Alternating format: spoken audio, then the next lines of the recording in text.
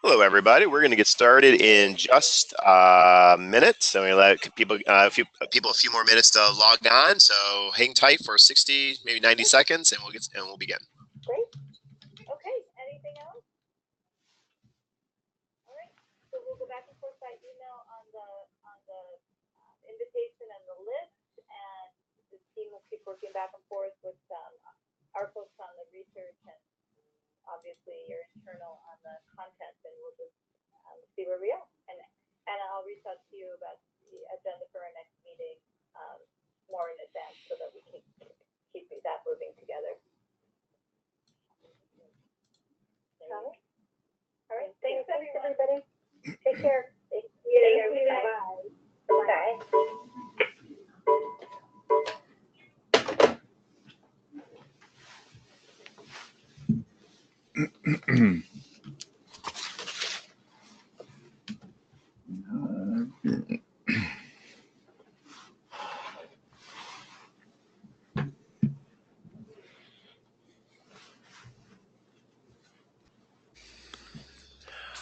All right, let's get started. I want to thank everybody for joining us today for another edition of Public Leadership Institute's online webinars.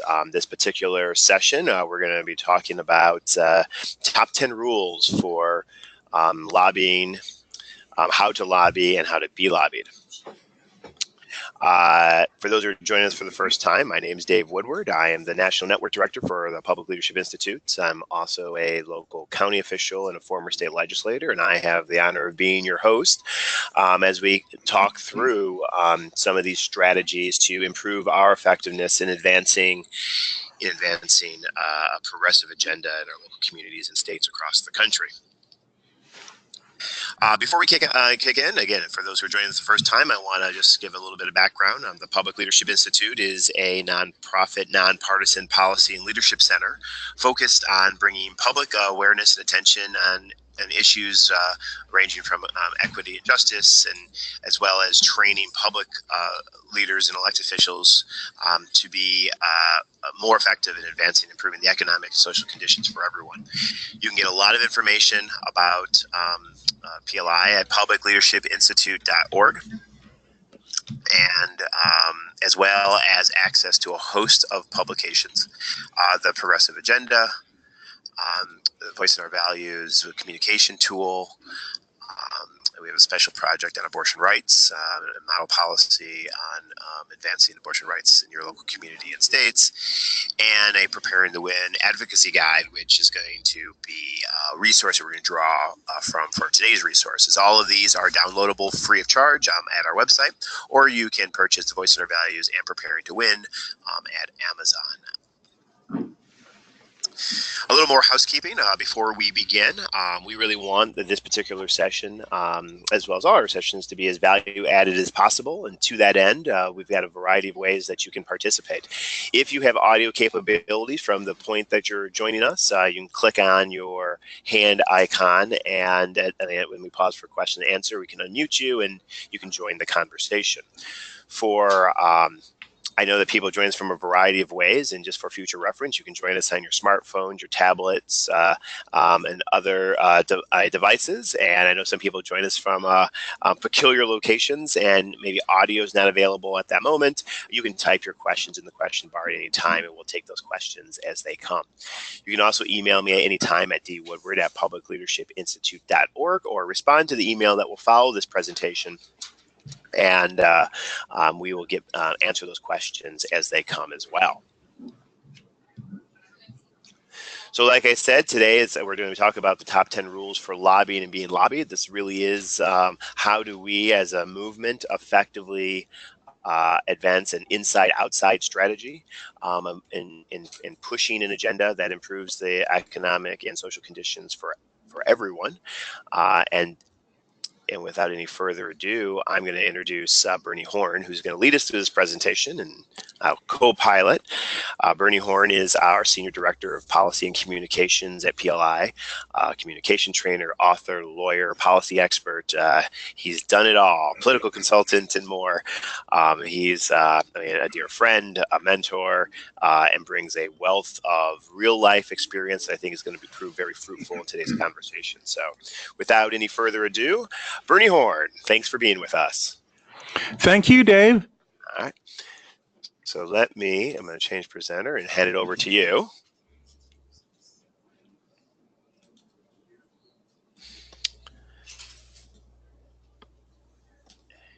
And you can just, yep, I see your screen, and there you go. There it is. There you go. Perfect. So, welcome. This is what to expect today. I'll repeat a little bit about what Dave just said about the resources available from PLI. Then we're going to have 10 rules. The first 5 are rules of lobbying preparation, materials, and getting ready to do the job. And the second 5 are really rules of delivery of your message. What I'll do is I'll talk about what the advocate should do, and then Dave will respond with what a good lawmaker would do. And then we'll take questions. Anytime you have them, you're welcome to type them in, and we can interrupt after any question to talk about it. Or so we'll certainly stop after 5 and make sure everyone has their questions for the first 5, and we'll stop again after we finish with 10. So these are the resources that PLI brings to the table. They're all on publicleadershipinstitute.org, our website. There's the Progressive Agenda, which provides 200 ideas for state and local progressive legislation. It is organized this way so that each topic has a 2-page spread. On the left side, it describes what constitutes a progressive jurisdiction: city, state, town, county. And on the right, it gives usually about 5 ideas for legislation that would work particularly well in 2018. Then there's our Voicing Our Values book, which, again, you can get online. You can download it as a PDF. You can look at it as HTML text, or you can buy it on Amazon as a book. We have our Playbook for Abortion Rights entirely online. And then there's this book that we're really talking about what's in Preparing to Win. So, by all means, get a copy of this, because it's, much more in depth than what we're saying. The goal of this presentation is to be as practical as we possibly can be. Everybody, no matter how experienced, I hope, will learn something. And one caveat: we're a 501c3. We're nonpartisan. So we are doing this for educational purposes, and ask your questions in a nonpartisan way, but pro-policy. So the first of our top 10 rules is to build relationships with lawmakers. Now, you'd think that this would be kind of common sense, but all too often progressive advocates, and we work with progressive advocates in states all over the country, too often they feel and act like legislators are the adversary, or certainly not the friend, that they're either a little scared of them or feeling like they're not on their side. This feeling is a real problem. It doesn't make sense, because you can't enact your policies unless you can get a majority of lawmakers on your side.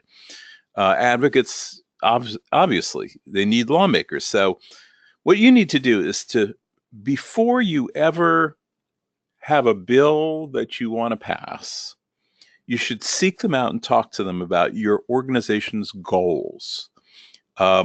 Obviously, there's a difference between different lawmakers. So the ones who are clearly on your side, the ones that are clearly not, you want to get to know all of them. But, the people who are diehard against you, you're just trying to be nice to them because it can't hurt and it may help. What you're really trying to do is get familiar with the persuadable lawmakers and work closely with people who you expect are going to be on your side. So for both friendly and persuadable lawmakers, what you want to do is you want to seek out opportunities to meet them outside of the legislature. And lawmakers are constantly outside the legislature or city council or county council, at dinners, at receptions, town hall meetings, events where they're speaking, fundraisers. What you want to do is you want to find those public events and participate in them so that you can get to know them and you can talk to them and they can get to know you before you ever ask them to vote for your bill. If there are events that you don't know how to get invited to, ask experienced lobbyists, especially lobbyists for organized labor. They will help you get to the events that you need to get to in order to get to know those lawmakers. You also want your organization's staffers and key volunteers to build relationships with the lawmakers who represent the districts where they live. So, obviously, the strongest contact is someone who's a constituent, and you have staffers and volunteers who live all over. What you want to get them to go to meetings, receptions, picnics, town meetings, whatever, and for them to each make their own relationships with their lawmakers, so that when you need to reach out to that particular lawmaker, you have someone who, has a particular relationship with them. In addition to elected officials, it's also useful to get to know the policy staffers. So, to the extent it's possible, depending on, what kind of body this is, a city council, state legislature, some legislatures hardly have staff. But to the extent you can, you want to go around and get to know the staff members, introduce yourself. If it's allowed, bringing donuts to staff members would get an awful lot of appreciation because they just don't get recognized as much as they should. And they're, really, really important when you're lobbying. And my last little point here is that whenever you have the chance, say something complimentary to legislators. And it doesn't have to be about your particular issue. Congratulate them on getting any press that they've gotten, or tell them that they gave a good speech on the floor, or tell them what a great job it was that they got their bill out of committee. You're just trying to create a long-term relationship with a lot of lawmakers. And, that's how you do it. Dave, from the point of view of the lawmaker.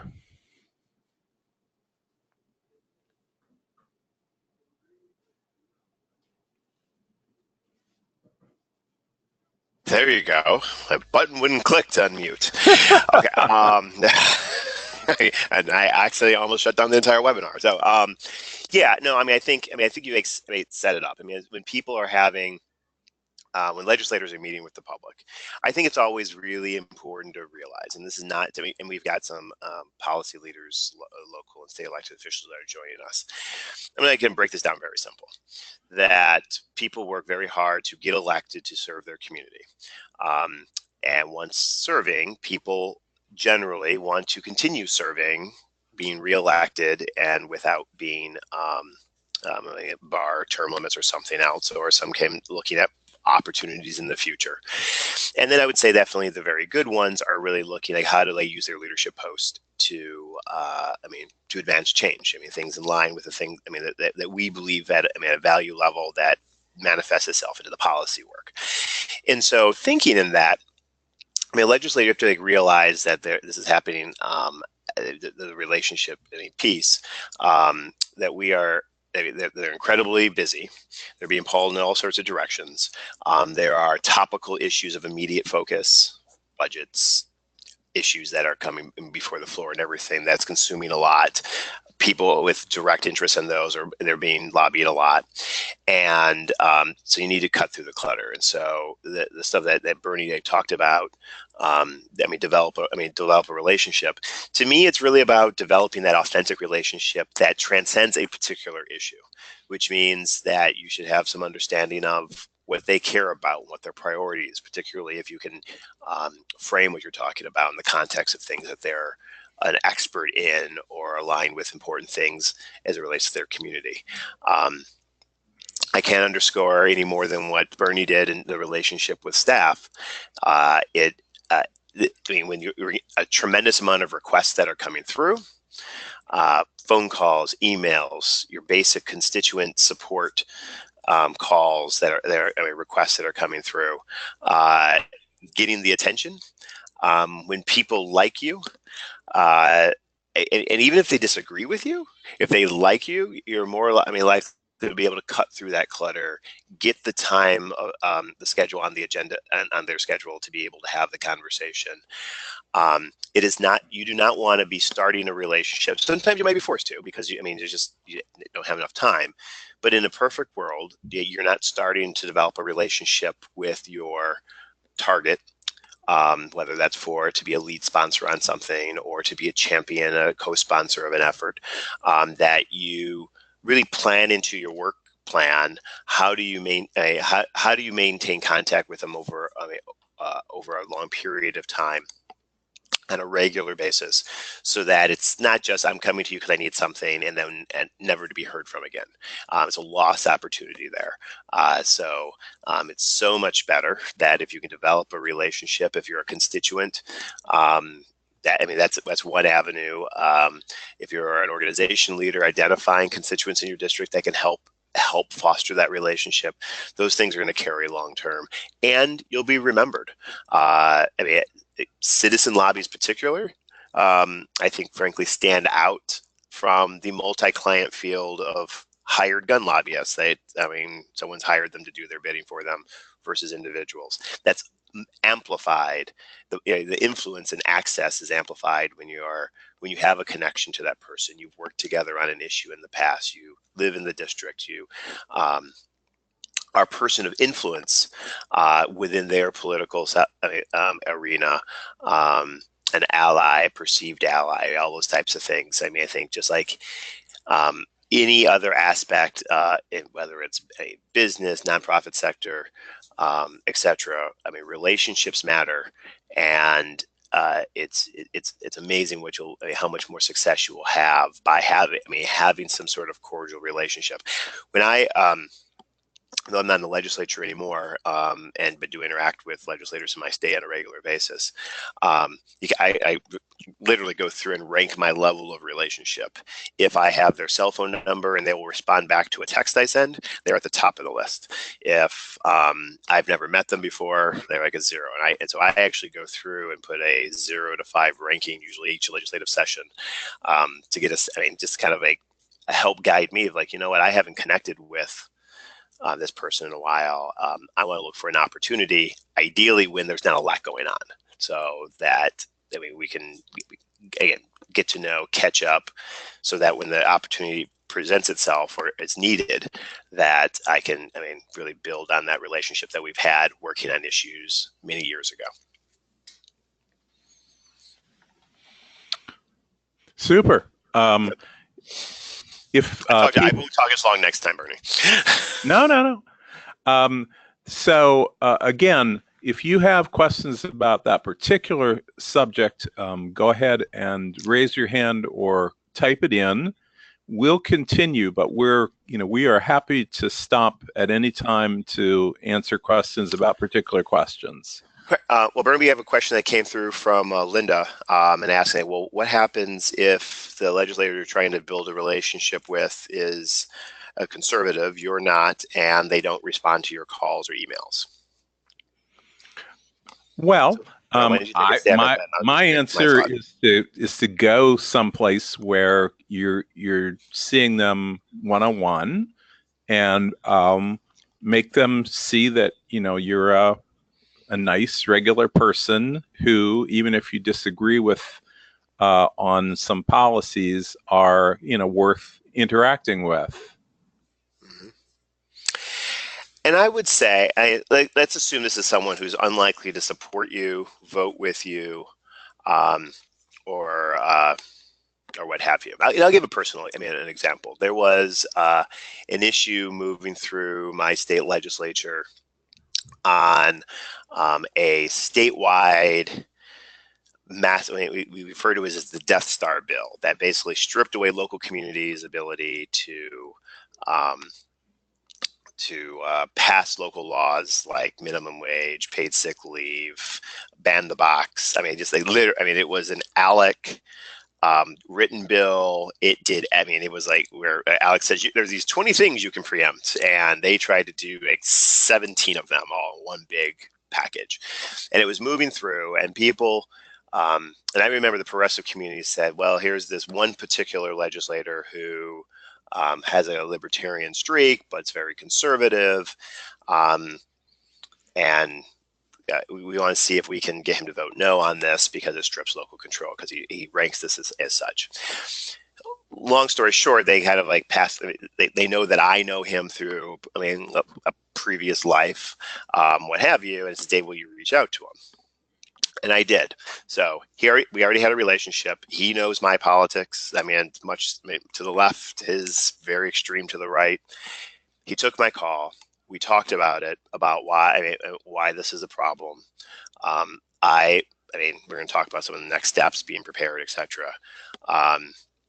He took my call because he knew me, and we have battled in the political space, but he was happy to take my call. I actually don't physically live in his district. The relationship is what we got access. Surprise to me, we went through a list of like why this is bad, why this is being rushed through. You shouldn't vote for this. And he literally goes to the floor in a matter of 15, 20 minutes when they were convening, and votes no, and like shocks the conservative lobby that was pushing for this.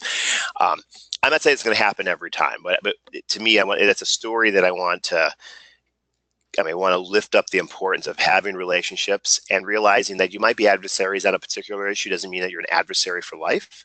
And just those open lines of communication might produce something. Now, that was in a the other thing I found that didn't happen, no one in the progressive community that was trying to fight this bill had a relationship with him.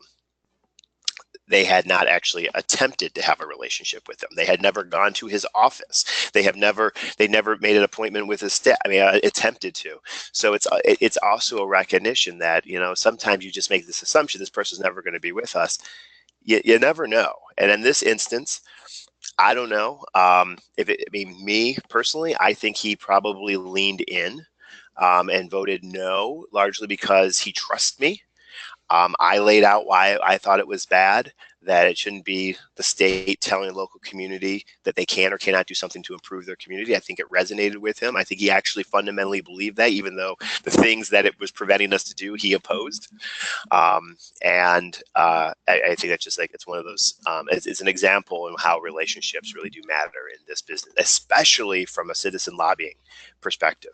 And when we talk about really leveraging an inside-outside strategy, legislators that are our allies are with us, are trying to push an agenda, and us, in some cases on the outside, trying to galvanize public support and hit the essential touch points to help get to majority. Relationship, it literally all starts with relationships. And I know now I really can't talk this much for us to get through all 10. I'm done.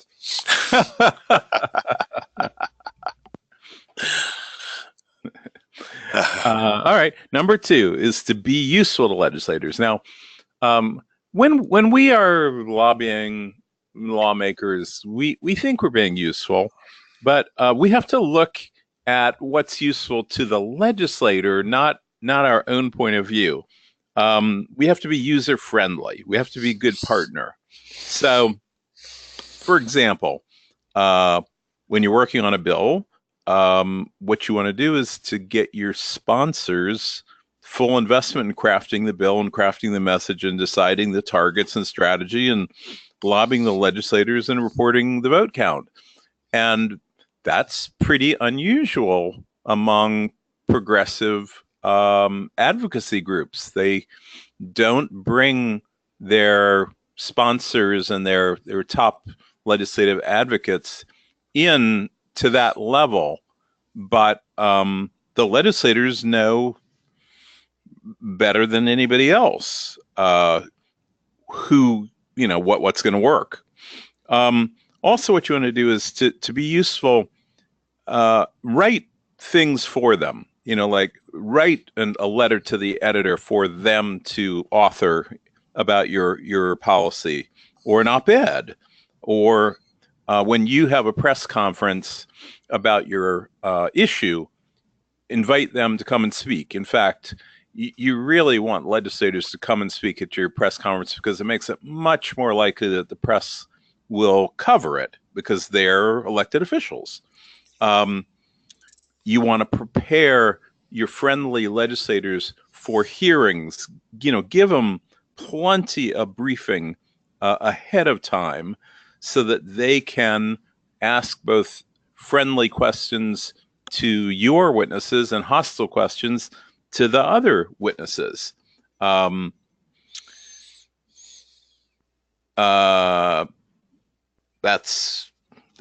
about. I mean, there are other things you can do. Is you can help them build their presence on the internet and social media. You can feature the best of them on your website and your e-newsletters. You can invite them to participate in your social media, so that they can be seen agreeing with your side, and they may want to get better at messaging or press relations or social media or networking. And in those cases, you might want to refer them to organizations like Public Leadership Institute that can help them build those skills and those networks. That's my side. Yeah. And I mean, from the lawmaker, whether it's city council or state legislator, I think you want to kind of come prepared with a checklist in your head of everything you can do for them. From a legislator's perspective, they're meeting with lots of people. Like I said, it's like, what's in it for me? Not what's in it for me from a selfish, like individual profile stuff, but I've yet to meet a legislator or elected official that does not like to see press that they get that's positive, that has public support. You want to be as helpful as possible. Some city councils, county offices, state legislators have very limited staff. So to the extent that you can provide expert policy staff support to them in any way that they want, great. I Bernie went through a good job of talking about some of the media exposure. Great. I think it's also great to, it's a great opportunity to ask them, how can we be helpful to you? What do you need from us? You might be surprised, small things like, is there a way I would like to do a town hall meeting? Can we do it on this topic? Can you help get people there? That huge, I think hugely valuable. Validation, public validation from individuals, experts, etc., complementing the work that they're doing through the legislative process. Again, comes back to rule one. Really strengthening that relationship, but really helping make it as easy as possible for these legislators to help you, be helpful in this process, to be a champion for this, realizing that there are tremendous amount of pressure and competition for their attention, focus, and work. And so the more that you can do for them, the more likely, my experience, that legislators are able to show up, can commit earlier to an issue, can show up to your events. there are definitely groups that I've worked with in my county capacity and my state legislative capacities that I know that if we get on board on this, they're going to pour all their energy into amplifying the work. And so if it's one of these things that we're trying to build public support for something and we need to put some serious pressure on a handful of vulnerable elected officials that we need to push in the direction of saying yes, I know that a group has the capacity to be able to do that. I know that because they shared it with me, and they let me know we're going to go out to Representative so and so's district, and we're going to make a lot of noise and call him out to the mat to support this, and hopefully that's good. If he's on the fence, it's going to tip him in favor of voting yes. So move on. Very good. Going to rule number 3, target the persuadables. Now, this is when you actually have a bill. You want to have relationships with as many people as possible. When you're actually in the middle of the fight, you don't want to waste a lot of time and money on legislators who've already made up their minds. And that means not wasting a lot of time on your enemies or your friends. An awful lot of activities by advocacy groups generate letters or emails or calls or whatever to everybody. And that means that the great majority of what you've generated is a waste of time and money.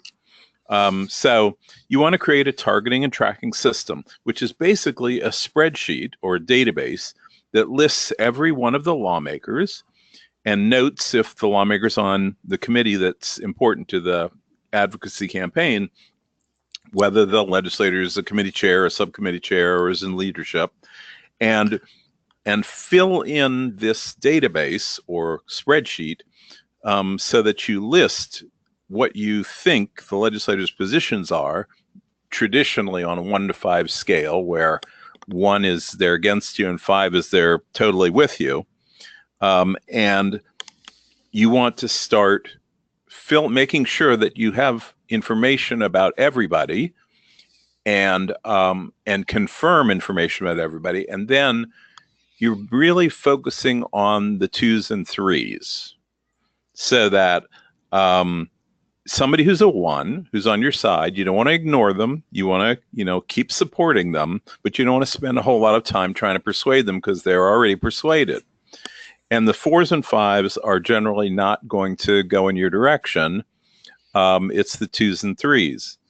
So you, in order to focus, what you're doing, you have to create this form, and you have to keep reviewing this form and keep adding intelligence to this form so that when you find out that Representative Smith told, Bill Jones that he would be for it if only he was convinced that the big businesses in his district were for it. Okay, that's a piece of information. You need to know how you can persuade that person. Then you can go out and try to get some business leaders to contact that lawmaker. For each person who's persuadable, you want to be able to write down what their position is and what you think would get them on your side, and then you can work on getting them one by one. It's progressives don't do a good enough job personalizing our persuasion legislator by legislator, but that's the only way to do it right. And again, you want to put your energy in the persuadable piece. We've done one really well. We've developed relationships with as many people as we possibly can. The reality is that our targets, in a perfect world, is that we have some relationship to start that conversation. In many cases, you might not have anyone. So the gathering of the additional information is important. So from a legislator's perspective, they're looking for, what's in it for me? Like, I mean, in terms of like, how is this good for my district? What's the political fallout I'm going to have to confront if I support this or oppose it, depending on what the issue is. You want to, the research is super important here. And I guess the one thing I want to say that you're working on a particular issue, you're trying to lobby in support of a minimum wage hike increases, for instance. The information that you gather today is going to be useful for the future economic public policy work that you're working on in the future. And so this should not be seen as a work done in a vacuum. We want to look at it long term because, again, it's a cycle and you're going to continue to come back to people. And the information you gather on an individual is going to be helpful to informing how you engage with that individual the next time. You want to be looking at, I'd recommend looking at, from a research perspective, you want to what is their voting record on these particular issues. Legislators are fairly consistent. They tend to generally be for something or against something, issue areas. There is definitely the nuance that helps inform maybe why this person should be a target and why we might be able to move them. You want to get as much intel like who influences them. Bernie gave the example of the big corporations in my district. If they're for it, I can be for it, but only there. I cannot be against them and have them start making all sorts of hay and organizing against me, and I'm not going to, I can't go along with that. If that's the case, who are the other influencers that they listen to? Who do they who are the colleagues that they are closest to? This is something that's not going to be published in your book. It's going to be the stuff that you might see after session is out. You might, intel you'll get from people who might be in the ones that you're very close to that can say, you know what, I know that Woodward's close to Representative so-and-so. Maybe you should try to bring them in to connect to see if they can move the representative in support of this. As a legislator who in some cases has been the target of persuasion, sometimes legislators shy away. And this is I'm going to talk about some of the tactics, but you definitely know that every legislator knows when they become a target of a target for persuasion. Their phones light up, their email increases. They definitely get the sense that they're being watched by more people, and as a result, they're generally going to probably, if you don't have a good, authentic, close relationship, they're going to get cagey and they're going to go silent and work very hard not to give a decision, probably up to the very end. But that's fine. Hopefully in this exercise that you're gathering a lot more information. It could be as simple as if we make this change, I can get on board with it. In different circumstances, it's I can't support this now because of a variety of factors. Gathering all this information, Bernie's absolutely right, being able, if you're trying to help push this agenda, demonstrate what that is. The only other thing that I would add to it is, and you want to put your energy in the persuade. This is where the hardest work is, to be able to get the outcome that you want. But I think I guess one caveat, I think it's important that those that are already with us, you might not spend a lot of time with them. I wouldn't ignore them 100% because you don't want the backlash. I remember being in rooms as well. If I'm going to get any attention from anybody, I guess I have to take an undecided position first before I lay out my formal supportive position. Because particularly if it's an allied group pushing a cause, people like to feel the love too. They want to be, they want to know that you know that you're in it with them. And so that it's important to recognize that. And the ones that are really in the fight with you, probably the lead sponsors and others that are willing to take the issue to the mat, can also be a source of really good information to help inform who are the really good targets. Because you might go through your analysis and you've got 30% of the entire legislative body in that target. You talk to supporting allies in the legislature and they'll say, at the end of the day, Dave, you got 30 there. This is your really core group. Put 80% of your resources on this 15 and then spend the rest on the other, because this is the group that's really undecided, and it tends to be that you're persuadable. It's not always, but it tends to be that when they're often the target. They're often the target a lot of times. So you'll get to know them, and even more reason, because it's coming back to rule number one. When whatever happens, when it's all said and done, you want to, continue to cultivate the relationship, because frankly, the closer you can get to that person and talk and discuss your point of view, the best shot I have at persuasion. Bernie? Yeah, your last point, that progressive groups just don't do well enough, is to use your sponsors, your most enthusiastic lawmakers, to help you target and figure out how to persuade the persuadables. They generally know better than you do, and our side very often ignores that knowledge. The fourth one, bring what you need to be persuasive. So let's say that you're going into a meeting with a lawmaker.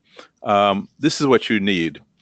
You want to bring a 1 or 2 page handout that's attractively presented, provides a list of who supports your bill and the top 3 reasons why that lawmaker should vote for it.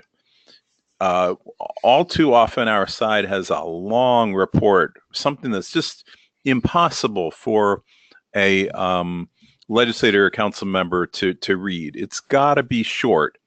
And I say 3 reasons. You really shouldn't have more than 3 reasons. If, there may very well be 10 reasons for your policy, pick the 3 best. Because if the 3 best don't persuade, you're wasting your time with the rest. If there are any charts or graphs or reports that prove the facts that underlie your argument, you want to bring them with you. You're not necessarily going to use them. It depends on the conversation. You want to have with you copies of any news articles or polling summaries or letters that prove constituent support for your policy. You're not necessarily going to give it to the lawmaker. It depends on the conversation. But you want to, if it comes across, well, I'm really concerned about small business, and then you whip out that letter from the key small business person or organization, then you really have got them. You've impressed them. And you want to have with you a copy of the measure itself, the bill, any amendments. Again, it's not something you're going to pull out unless it's necessary to show that, well, no, it actually doesn't say that. See right here on line 3, whatever. You don't want to go into the meeting without having these things in your possession, even though what you're really going to be handing them is the 1 or 2 page handout, and the rest are really backup.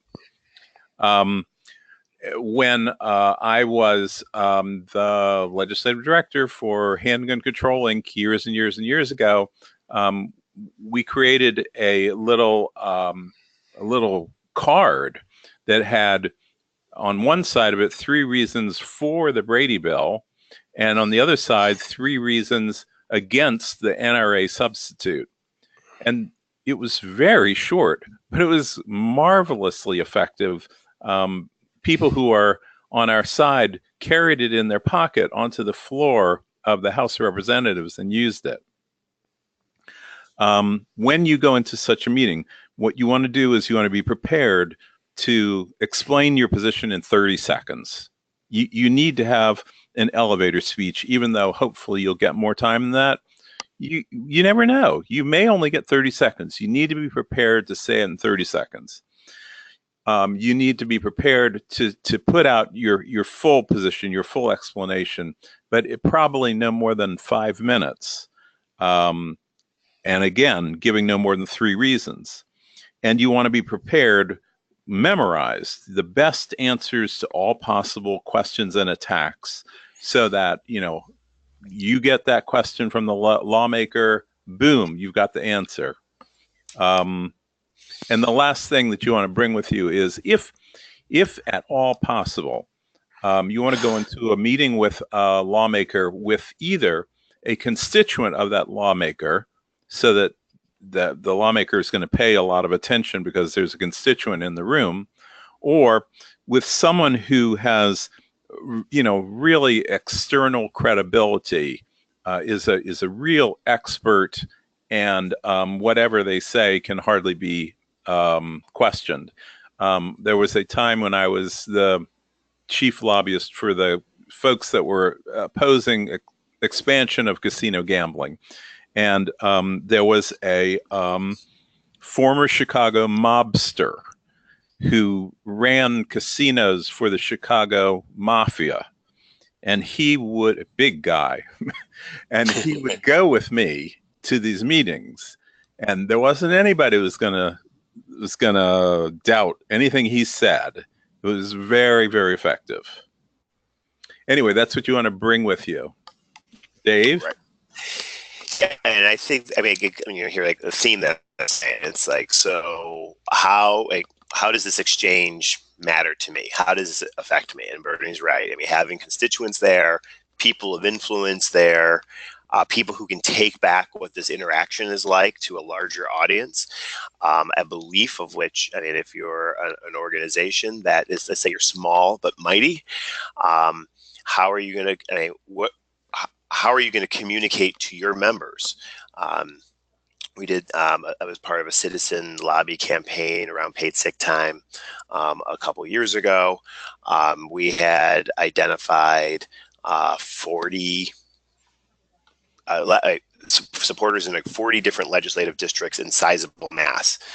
Some 150 people, some as many as 1,000 people who had signed on to a petition, and we were there to deliver and demonstrate how much support there is in their respective district. We were even able to supply a list of names of people in their district. We gave enough information to show that these are real people, this is where they live, but we didn't give too much information so that they can go out and try to actively work against us. Some of these were people that were in our target list that we thought, unlikely, but they fit our target list for other others had helped us inform of like why they need to feel the pressure of our effort. So you want, I think I call it the weapons of persuasion. You want stuff that demonstrates political clout and political reach in terms of being information, and you're going to be received.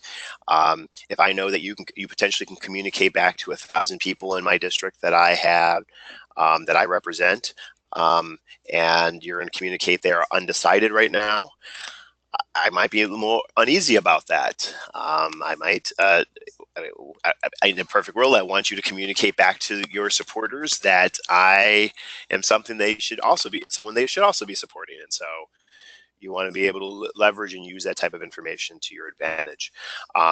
About the, I can't overstate enough, simple, do not, again, playing the role of a legislator, do not give me a big stack packet folder of information.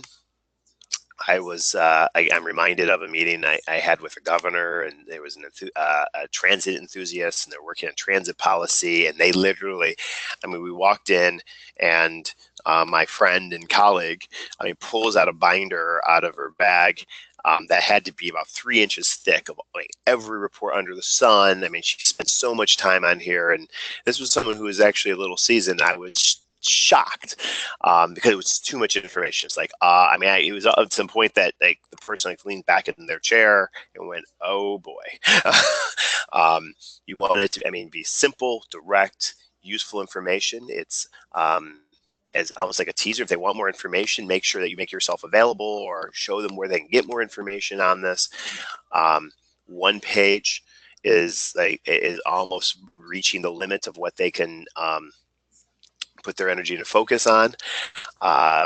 You want to make sure your point gets across, and if it gets trapped in a bunch of texts and lists and other things, you're going to be less persuasive than you can be in that moment. So you want to make it as easy as possible. I don't want to suggest in any way that elected officials are dumb or don't spend time thinking about this stuff. I'm trying to communicate that there's a lot of competing factors for their time, like I said earlier, and as simple as you make it, if they have additional questions, if they have a need for additional information for the work that for whatever they need, be ready to supply all that, facts, figures, more stats, and all that stuff. If that's something that's persuasive to them, in the public space, facts unfortunately seem less and less important.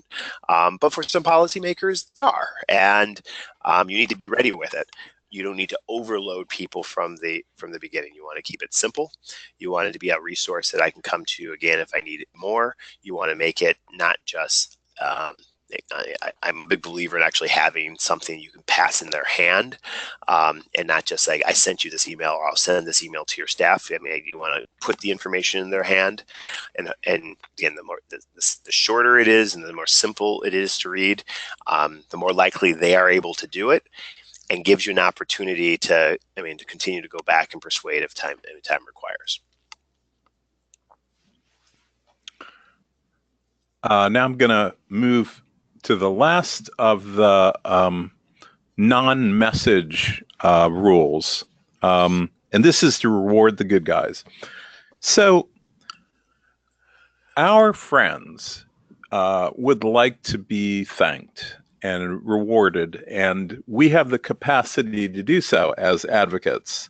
Win or lose, make sure lawmakers and coalition partners are glad that they sided with you in the battle, because you're going to need them next year. So, for example, you can praise legislators in letters from your group to the legislator, and they may quote it in some newsletter or something. They like that. Or praise legislators in a letter to the editor or an op-ed to the newspaper. Legislators would love to see that in their local newspaper, them getting praised. Write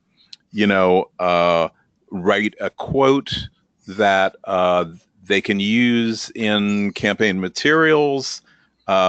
Give out Legislator of the Year awards. Pretty much every group ought to do that, because what's the harm? And legislators love to be able to say that they were Legislator of the Year for blank group. Have members of your group physically stand up and praise the lawmaker at public events. So there's some town hall somewhere, and it's time for the audience to ask questions. If one of your people stand up and say, I'm from the blank group, and I just want everyone to know that Councilman blank, did a terrific job this past year on this bill, they're going to be delighted, and they deserve it. You might even hold a press conference or buy ads that praise the people on your side. Now, that everybody should do. There's also something that some of you should do, and that is, when it's practical, to make your opponent sorry that they voted against you. And you can do this by, again, complaining about them in news stories or letters to the other or op-eds or reports to your organization's members. Get volunteers to complain at town hall meetings and chastise the legislators publicly for their votes. Make sure that the constituents know that the lawmaker did something wrong. I've actually produced radio ads attacking people for their vote and print ads because we wanted to make sure that next year or the year after that legislator thought twice before they voted against us. This is like one of the things that I think Bernie says that too often we forget that the fight's over, win or lose, we lost, and we move on to the next thing. And we're often understaffed, and there's a lot of things coming at us. This is equally important as the other four rules. Some of it is because, especially if I'm someone who I'm an easy supporter. In fact, you don't need to spend. I would regularly tell people, like, I'm with you. Put all your energy and go in after the state senate that represents the same district where I was. That's who you need to put your juice on, into, and to make the case to support this cause. I'm here. Let me know what you need. If you need a stage out of my office, so be it. And it was funny because I am such that I don't personally need a lot of accolades. I'm more driven by the work than the cause, but I do than the public praise. But I'll be honest, it's like no one. I think anyone would expect this. It's like it's great to be thanked. It's great to be recognized. It goes a pace forward, building a relationship with someone.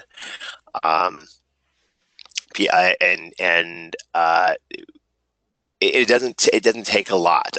Coming back to the award effort, I actually was because I was not one who actually to ever receive awards, but I was working with a small coalition group, and they actually started the Create a Legislator of the Year award, and it was amazing because not only did the legislator was very appreciative. The legislator took that award and then broadcast it through her respective social media.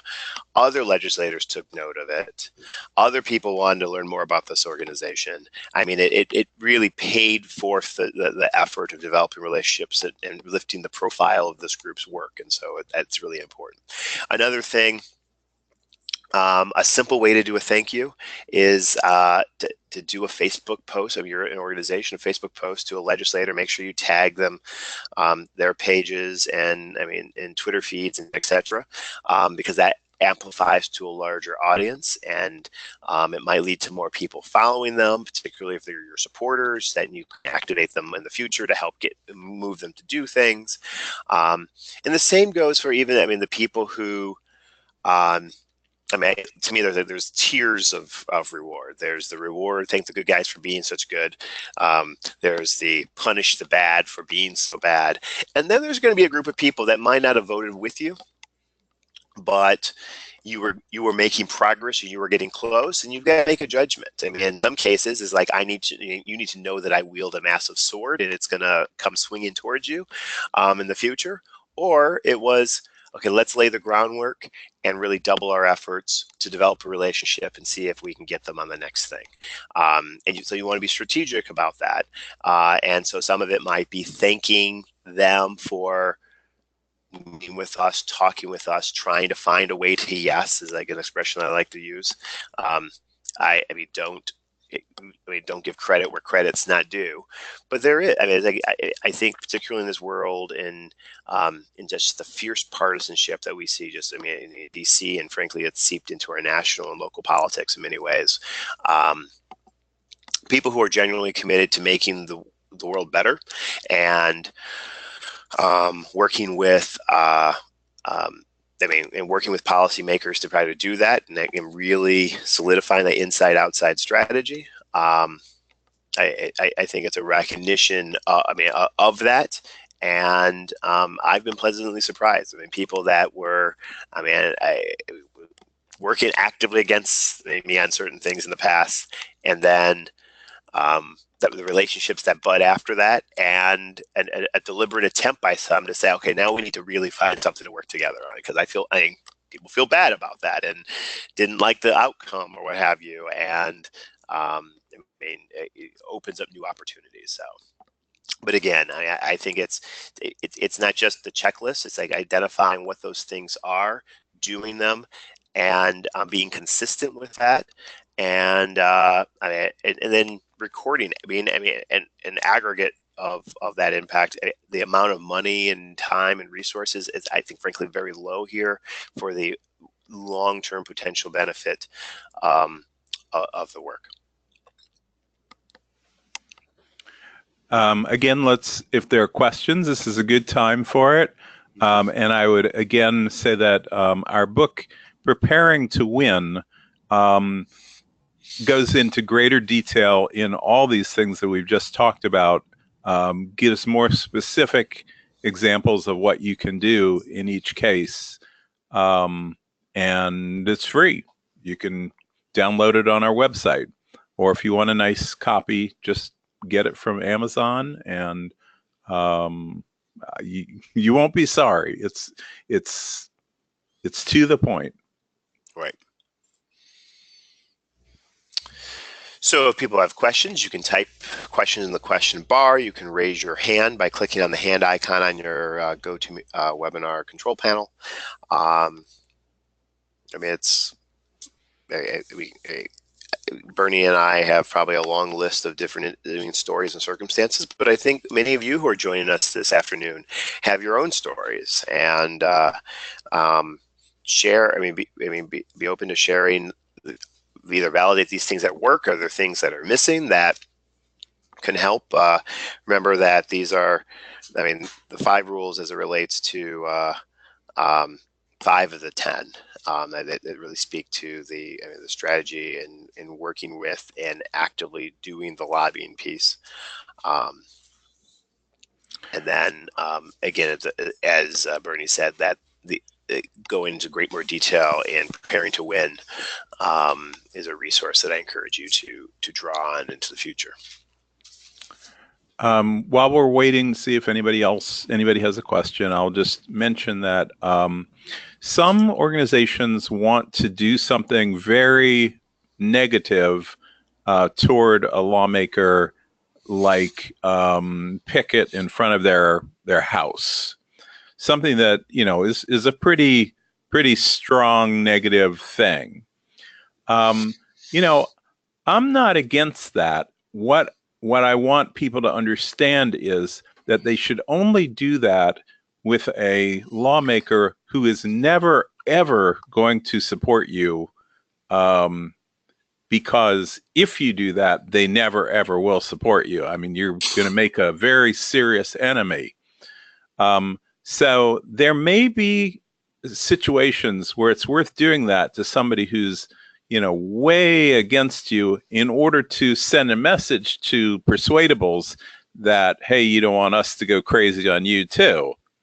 Kind of like a mafia message. But be careful. That person will never support you ever again in their life. Yep. Okay, I'll move on to number 6. And some people have asked, so I'm going to see if this is possible. I'm sending to everybody a link to the Preparing to Win PDF that folks can draw on. A request came through for that, so it looks like the link went through, so we're good. Very cool. Yes.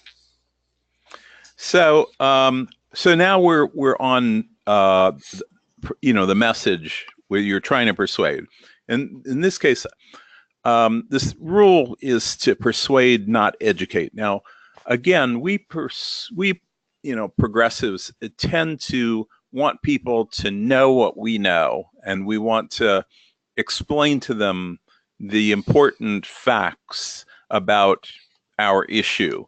And, I understand that. I'm a policy director. I'm flooded with reports and analyses and fact sheets. And, they say stuff like poverty is increasing and medical coverage is declining. And, the gap between rich and poor is widening.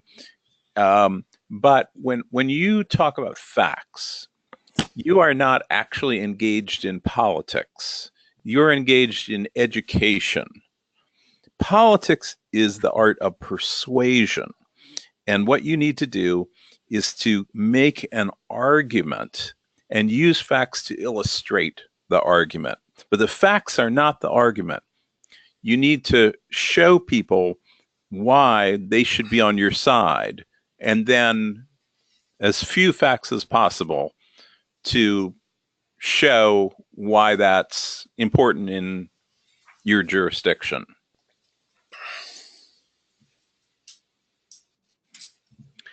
Dave, when you got lobbied, didn't people often rain facts down upon you? Oh, absolutely. I think that's, and we know this from best practice in communication. If you attend some of our Public Leadership Institute trainings before, it is, it can be mind-numbing. and it doesn't resonate, and certainly doesn't appeal to kind of our emotional and gut reaction to things. Frankly, I think it has the ability to bring down the intensity of the importance of an issue when we drain it in facts and figures, and amounts of people affected that we have no construct of.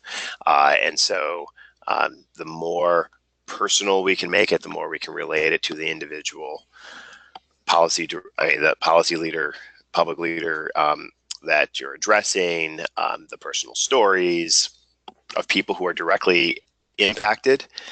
It is going to strengthen your hand tremendously. Which is why when that was the one page you leave people with, it's okay to have some facts in there, but I mean, you really want to get you want it to be a persuasive piece, not an academic argument for this. Source stuff that has that information, make that information available, fine. But I mean, persuade, don't educate. I think is a very good rule to be following if you want to have your argument be memorable, and really start appealing to the value that's behind the policy that you're advocating for. So people are probably thinking, so if you're supposed to persuade, how do you do that? And we have our book, Voicing Our Values, that goes into it in great detail, and this is just the key piece, and that is persuasion is about finding a point of agreement and using that point of agreement to pull your persuadable person onto your side, to show them that you're not changing their minds, that you are in agreement already. And this is explained a great deal more in Voicing Our Values, but there's always some way to start an agreement with whoever you're talking to. Either you know something about their position and you can pick a piece of their position where you can explain how you're on their side, or you're talking to somebody that you have no idea what their position is, so that you're using language that is generally applicable, that generally works. So if you were talking about criminal justice, the point is that government should always make one of its top priorities to keep us safe. Who's going to disagree with that? Or we need to protect the quality of life in our neighborhood. Nobody's going to disagree with that. Or you're talking about education. Our state's always been proud of our university system, or something like that, so that you can show that you're on the same side related to this issue, and then show how your solution meets that goal or that agreement, how what you're doing is to try to take that thing that the person already agrees to and make it true, make it a guiding star. You never want to say you're wrong. If you say you're wrong, you've lost them.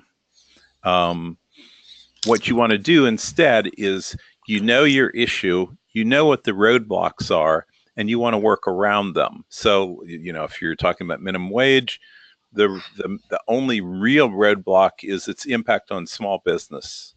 So you want to, say, of course, we have to ensure that we don't harm small businesses because they're the, linchpin of our local economy, or some such thing. And then you explain how the minimum wage won't hurt them. It'll actually help them. And you also want to use progressive values, so that whenever you use these ideas about how government should be, you're in agreement with nearly everybody in America, because they really are American values, freedom, opportunity, privacy, fundamental fairness, justice, safety, security, These are values that we explain a great more in voicing our values. But whenever you use them, you're in agreement, and people can see that you're just trying to pull them for a way to accomplish something they already believe in. I guess that's the best I can do in such a short time. Yeah, and I think I think this follows like some of the best practices in communication. Things that help inform this, again, is getting as much information on a legislator as possible. If I have to spend my time, and this gets kind of the strategy and the kind when you're in the lobby space. If I'm one of your targets and I can avoid being asked to stake a position in support or against, I'm going to take that. And so, frankly, the time that we spend, whether it's sitting in an office or you pull me off the floor, that I can spend filling the space with other information without getting to the meat of the issue, I'm going to. And you should expect that. And so having the background, if I have to explain my district to you, if I have to explain my record to you, the more information that you know going into it to kind of have an idea of like, this is what Woodward cares about. It lets you achieve this quicker, pique my interests, and then we can start having a conversation. If you come at me hard in something that if you came at, to give an example, if you came at to me to make a big case for corporate welfare and other things out of the gate, and you lead with that and tell me it's necessary for the economy, meeting over. If you, came to me, pique my interest in how it's good for my district and why it's important for all, basically get to something that we all want. That we want to create increase employment opportunity of good paying jobs. And now you've, piqued my interests. You can start moving into the next space. But this is a good strategy just in general on persuasion.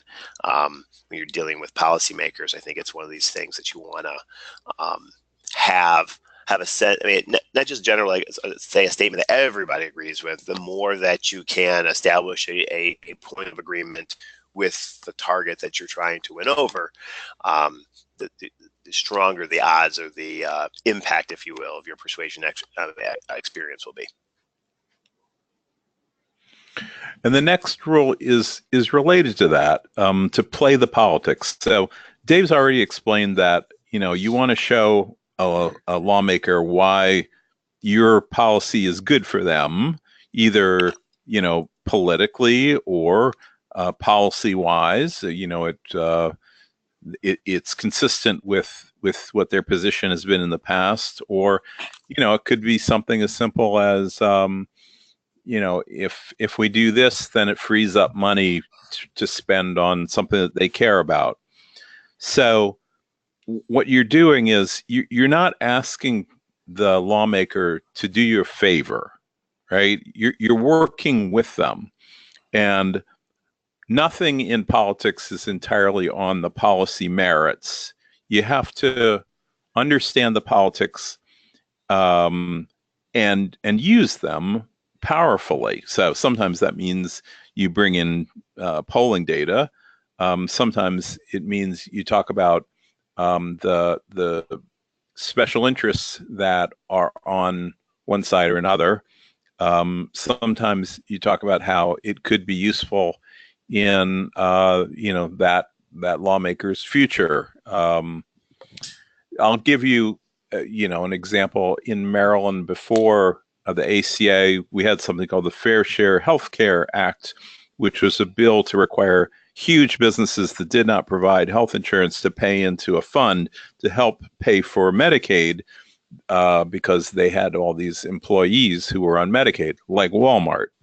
And the key to moving that policy was to get other businesses that did pay for health insurance, which tended to be union businesses, to come out in favor of it, because the groups like the companies like Walmart were getting a competitive advantage over a unionized grocery store, for example.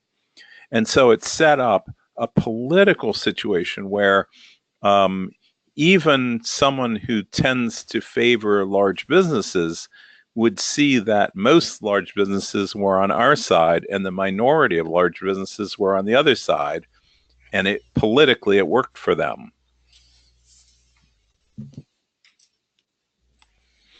And Dave, you've already made this point. We made this point, yeah. No, I mean, I think it's having an acute understanding of the politics. A lot of the time, your persuadable voters might be in much more competitive, increasingly less competitive races for re-election. Leverage that, use that, flex your political strength. I think there's a tact. I mean, I think everybody used the example of, like, if I'm going to go out and demonstrate in front of your home, I've made a decision that I'm never going to work with this person again. But I do want others to know that we might do that. It's the last straw. We shouldn't be afraid of it. This is growing up, this is a political experience. I mean, show your political strength. Anytime that you can communicate and flex the full reach of your political power, how many members you have in their district, how you're going to communicate to your district, what you're going to ask your district to do, how your supporters in the district shows up and reaches out to them. It is, it is a sign of strength. You don't have to. I'm not so much worried about upsetting them. I mean, if they choose to be in the political role, they make decisions. We are exerting our strength and showing our solidarity. We might not have the millions of dollars that flows into the campaign apparatus that the corporate interests do, but we have our votes, and we should lift it up. We should not be afraid to talk about it. It should be understood, and the more that is understood, the more serious people are going to take you.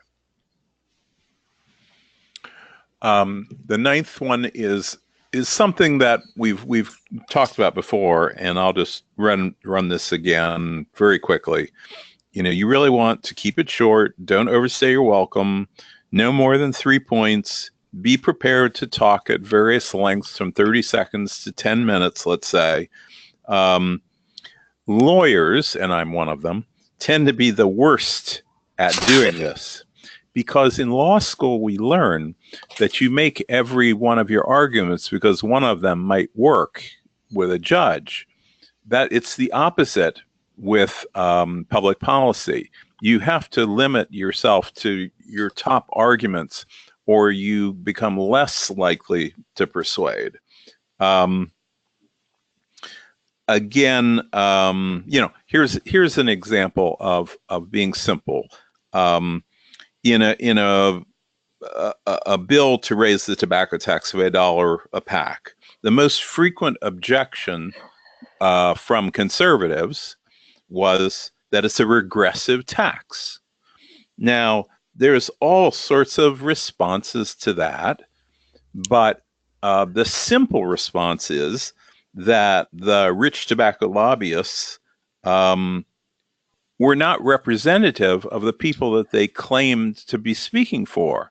And so by getting, a half dozen well-known advocates for the poor to sign a statement that they favor the bill, that was the most powerful and simplest way to respond is, no, the advocates for the poor do not think this is regressive, period. Just be as simple as you possibly can. Right. Yep. I mean, I think this is really important for cutting through the clutter. It's really important for making certain what you're asking for and the reason why you're asking and why this is important is easily rememberable, so that frankly, it's easier to make a decision based on that. Always provide, I mean, be ready to provide much more information if they so need. But very important, keep it simple. Don't overpower with words and complications. Lay it out. Yes, it does this. No, it doesn't do this. Be assertive in that sense. And I mean, to help them come to a conclusion. And the last rule is something that we often do very poorly. And that is when you're having a conversation with a lawmaker, you want to make sure that you end it with clarity. You know what the lawmaker's position is. And so what you want to do is you want to restate what your understanding is from that conversation. Now, that's easy if, it's so you're for the bill, so you're against the bill. But much more likely, it's that, okay, so you're not decided on this bill, but the most important factor is what the small businesses in your district think, or something, so that you've narrowed down what it takes to persuade that person. It's when the legislator just doesn't want to commit, we've got to get them to state with as much specificity as possible how to get them from A to B, or rather, how to get them from being a 3 to a 1.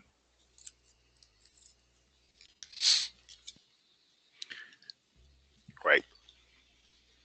I have never really more to add to that. But if people have any questions, we've gone through the 10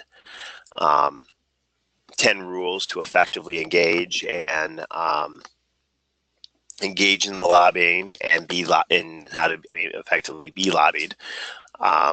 Let's open it up for any questions that people may have. And mindful of the time, and people are raising their hands, so this is great. Hold on a second.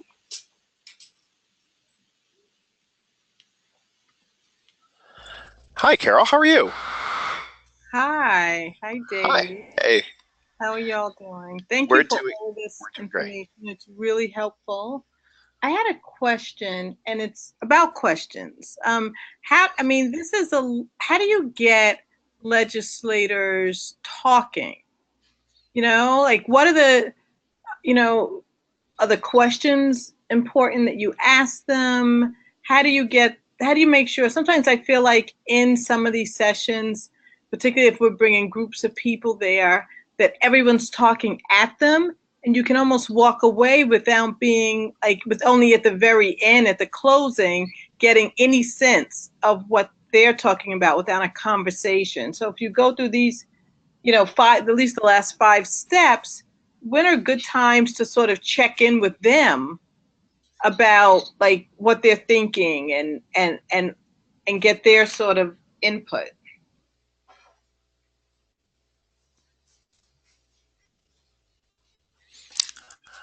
Bernie, you want to take a stab at that first? Well, you're absolutely right that what you want to do is to get the legislator to talk. That's the only way that you can, get intelligence. You can start out with, we're here on this bill, and before we waste our time, what is it about it that concerns you? If you're, we understand that you haven't made up your mind. What are you thinking? What is it that is concerning?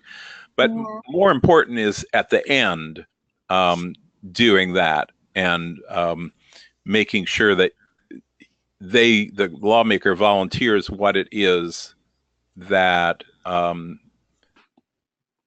would get them to vote for it. Yeah.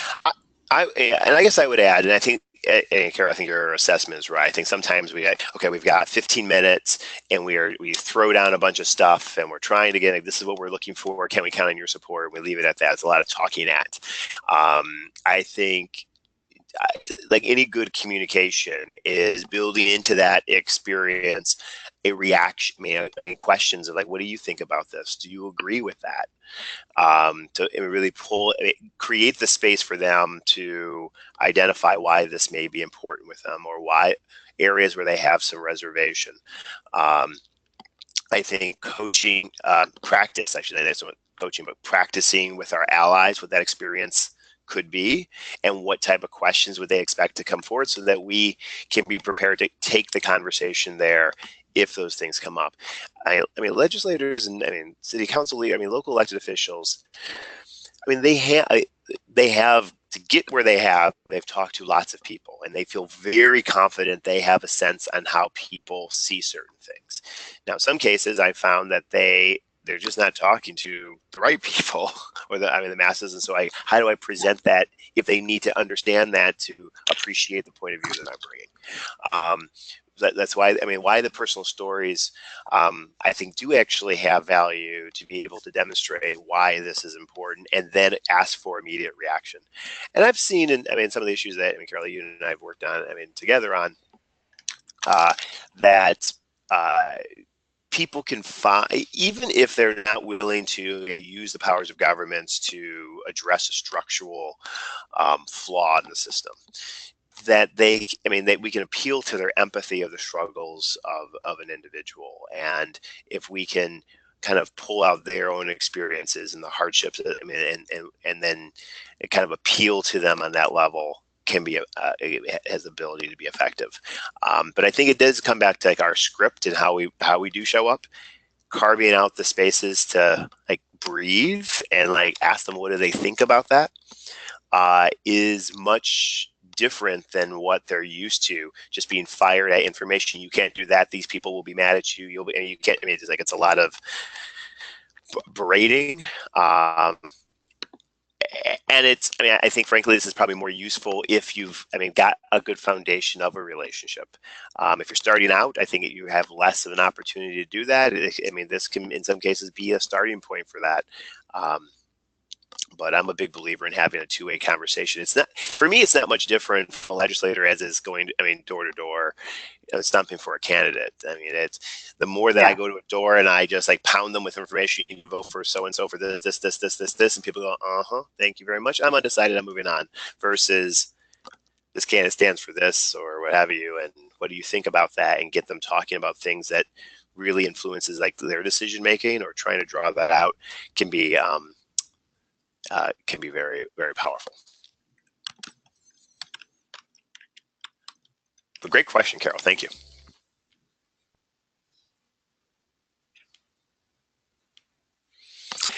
And I think that's going to have to wrap us up, unless we got some questions like here. I think we got through most of the questions that came through.